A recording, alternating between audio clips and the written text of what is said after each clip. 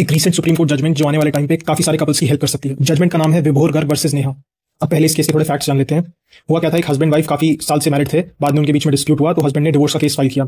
Divorce के case में husband ने अपने जो शादी के टाइम के कुछ कॉन्वर्सेशंस थे वाइफ के साथ वो रिकॉर्ड किए हुए थे, वो एज एविडेंस प्रोवाइड किया कोर्ट को।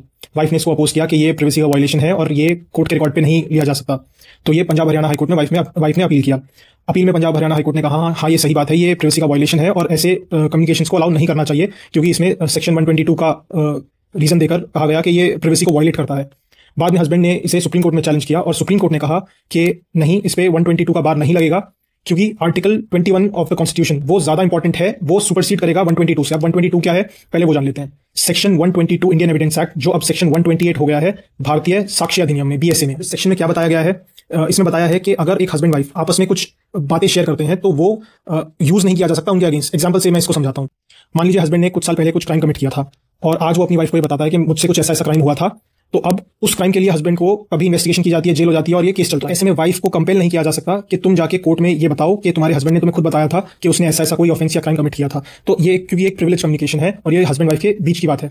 ये सेम वे उसी तरीके से यूज होता है जैसे एक एडवोकेट और उसके क्लाइंट के बीच में प्रिविलेज कम्युनिकेशन मेंटेन किया जाता है। अगर एक क्लाइंट बताता है अपने एडवोकेट को कि उसने मर्डर किया है या रेप किया है, तो उसके एडवोकेट को भी कंपेल नहीं किया जा सकता उस क्लाइंट के खिलाफ गवाही देने से। अगर वो क्लाइंट अपने उस एडवोकेट को छोड़कर किसी दूसरे एडवोकेट के पास भी चला जाता है, तब भी उस एडवोकेट को, पुराने एडवोकेट को कंपेल नहीं किया जा सकता कि तुम अपने ही पुराने क्लाइंट के खिलाफ गवाही दो कोर्ट में, क्योंकि ये एक प्रिविलेज कम्युनिकेशन थी, इसको बाहर डिस्क्लोज नहीं किया जा सकता, ना ही कोर्ट में इसको रिकॉर्ड किया जा सकता।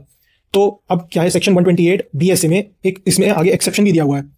इसमें एक्सेप्शन क्या है कि अगर हस्बैंड वाइफ के बीच में ही कोई डिस्प्यूट हो जाए, कोई मैट्रिमोनियल डिस्कॉर्ड हो जाए और दोनों के बीच में कोई लीगल बैटल शुरू हो, तब ये प्रिविलेज कम्युनिकेशन नहीं माना जाएगा। यानी हस्बैंड वाइफ ने एक दूसरे को जो बातें बताई हैं वो एक दूसरे के अगेंस्ट वो यूज कर सकते हैं उस क्राइम के लिए। जैसे डीवी केस में हस्बैंड वाइफ एक दूसरे की अगर कोई बातें एक दूसरे को पता हो, रिकॉर्ड की हो, तो वो यूज कर सकते हैं। सेम इसी केस में भी ऐसा ही हुआ था। उसमें यही था कि अगर हस्बैंड ने या वाइफ ने एक दूसरे की कुछ बातें रिकॉर्ड की हुई हैं और आज उनके बीच में डिस्प्यूट हुआ है, तो वो उन रिकॉर्डिंग्स को एक दूसरे के अगेंस्ट यूज कर सकते हैं। बस ये देखना होगा कि क्या ये रिकॉर्डिंग्स रेलेवेंट है, क्या ये इन रिकॉर्डिंग्स में चेक किया जा सकता है कि आइडेंटिटी कौन क्या बोल रहा है, ये ठीक से बताया जा सकता है। प्लस वो थोड़ी एक्यूरेट भी है कि सीधे सीधे पता चल रहा है कि उसमें क्या चीज बोली जा रही है। और अगर ये तीनों चीजें सेटिस्फाई हो जाती हैं तो जो छुपकर रिकॉर्डिंग की गई है ये एडमिसिबल हो जाएगी कोर्ट में और दोनों हस्बैंड वाइफ एक दूसरे के अगेंस्ट इन रिकॉर्डिंग्स को यूज कर सकते हैं।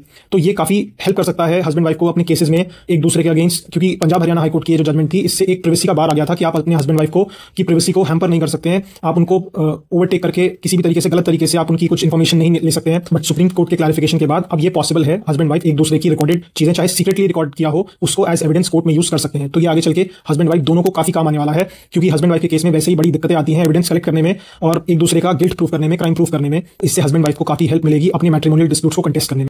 Like, share, and subscribe.